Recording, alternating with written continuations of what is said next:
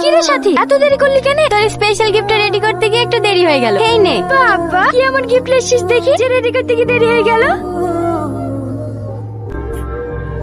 এই ছুটিতে কোথায় পেলি? আমি সব জানি, আর জানি বলেই তো আজ আগুন তোর।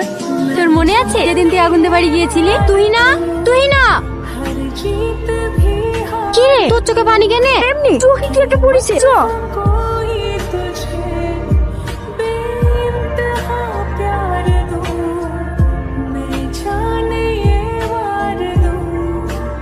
কই রে, আয়।